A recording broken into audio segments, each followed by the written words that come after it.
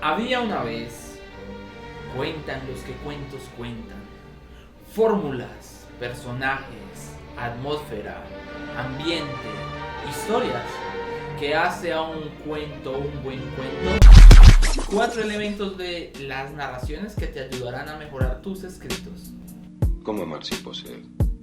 Esto es un video de principiantes para principiantes, realmente no somos expertos escribiendo, pero sí hay ciertos tips y ciertas recomendaciones que nos pueden ayudar a escribir cada vez mejor. ¿Cómo dejar que te quieran sin que te falte el aire? Como lo vimos en el video anterior que está aquí abajo, podemos definir antes de escribir una estructura. Lo principal es definir una estructura.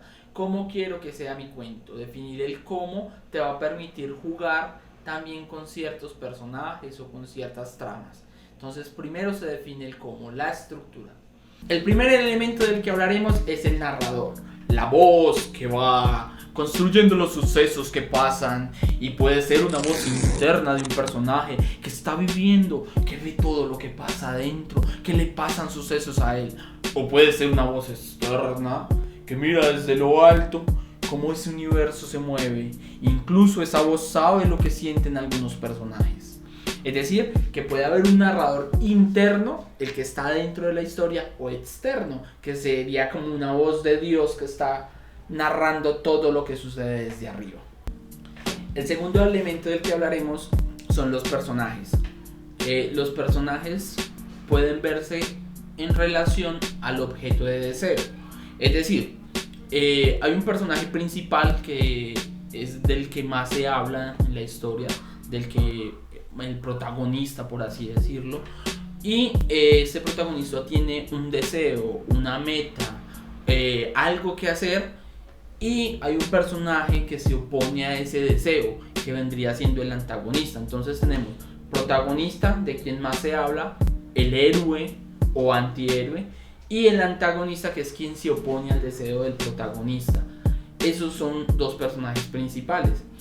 Después vendrían personajes secundarios, que son los que ayudan a estos dos personajes. En este caso, los ayudantes del héroe y los ayudantes del villano. En términos simples, lo podemos ver identificado en Shrek. Shrek es el héroe o un antihéroe. Lord Farquaad es el villano, quien se opone al deseo del héroe. Y personajes como Burro vienen a ser ayudantes de Shrek, y personajes como el espejo vienen a ser ayudantes de Lord Farquaad. Un buen ambiente hace un buen cuento, un buen relato. El ambiente tiene que ver tanto como el espacio físico, como esa pequeña atmósfera que le vamos dando a cada momento del cuento. Por ejemplo, cuando hablamos de Caperucita Roja, sabemos que todo el cuento se desarrolla en el bosque. Incluso en la versión de Triunfo Arciniegas, el lobo se mueve en el bosque, sale del bosque y va al pueblo y se toma unas cervezas y vuelve al bosque, y nos da esa sensación de polvo y nos da esa sensación de que está muy muy tupido el bosque. En fin, el ambiente es ese espacio físico en donde se mueven los personajes que yo creo. Es muy importante porque ese ambiente va a llenar de significado todo el texto que escribimos. No es lo mismo que uno escriba una historia de dos campesinos en la ciudad que uno escriba una historia de dos campesinos en el campo.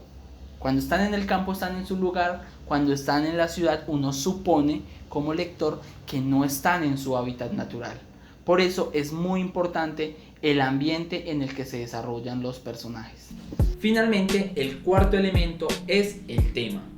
El tema es algo que está por debajo de las líneas, lo que se dice sin decirse, lo que se sugiere. El tema puede variar entre el amor, el odio, la venganza, el desamor, la locura, la lujuria. Todos estos son temas que están por debajo en la literatura. Por eso un buen cuento siempre tiene dos historias.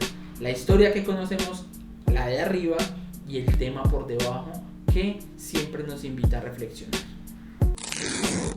No olvides suscribirte.